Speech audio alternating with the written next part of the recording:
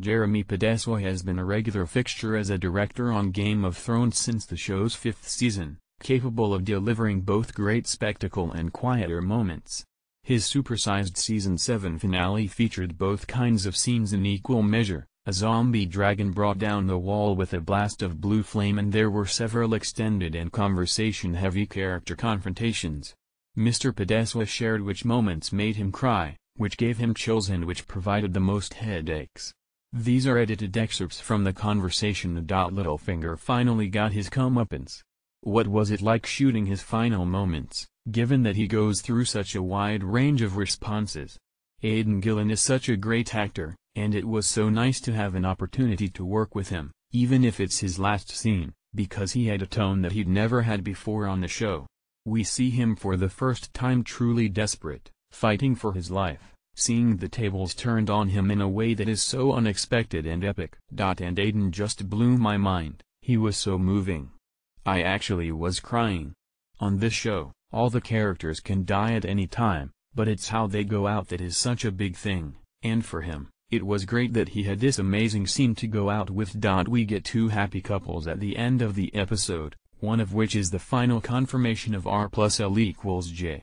How did the flashback of Rhaegar Targaryen and Lyanna Stark come together?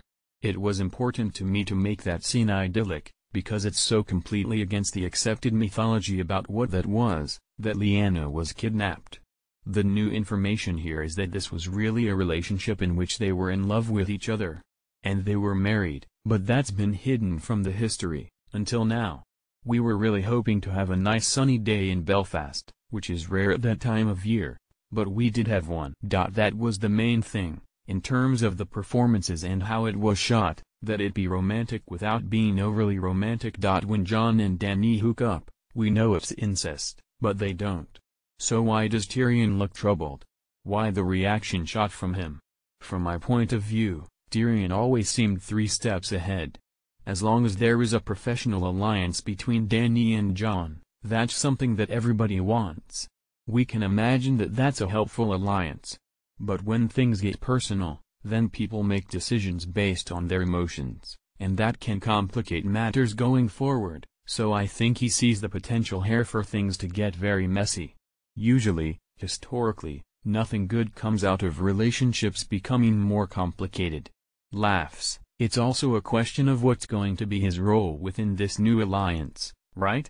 So there's a kind of caution here. Some folks suspect he might be jealous, too. Well, there is something to that. Everyone seems to be in love with Dany, in a way, and I think Tyrion's a little bit in love with her. But I don't think it's an actual romantic love. There's a huge respect for her, and maybe there's a slight romantic element to that. But it's more of a jockeying in terms of who has real power. Not over Dany, but who has power in a relationship with Dany. Jorah, who really is in love with her. His relationship with Jon is complicated in a different way. With Tyrion, it's all about who is going to have sway over her. Tyrion's bigger moment, of course, is his reunion with Cersei. Peter Dinklage and Lena Headey haven't been in a scene together since Season 4. That was one of my favorite scenes of the entire show. My favorite scene to watch, my favorite scene to shoot. It was very important to us that we let the audience believe, for at least a moment, that she could really kill him. That this might be it. The first time Peter rehearsed it, I was like, I believed it. Laughs. That was definitely one of those scenes where I had a chill. Cersei shows remarkable restraint. She would kill Tyrion, except then her double cross wouldn't work on the rest of them.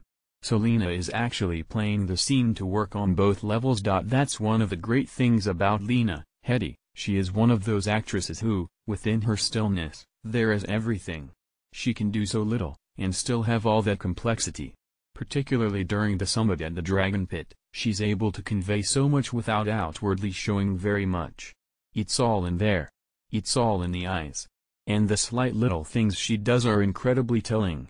She is a very intuitive and very transparent actress. As showrunners David Benioff and Dan Weiss point out in a behind-the-scenes video, it was really easy for them to type the words, and then the wall comes tumbling down. It's much harder to pull that off. What was the trickiest part of that shocking sequence? Everything was tricky about that one. That was one of the more complicated visual effects that I've ever done. It was a huge amount of conceptualizing, just to figure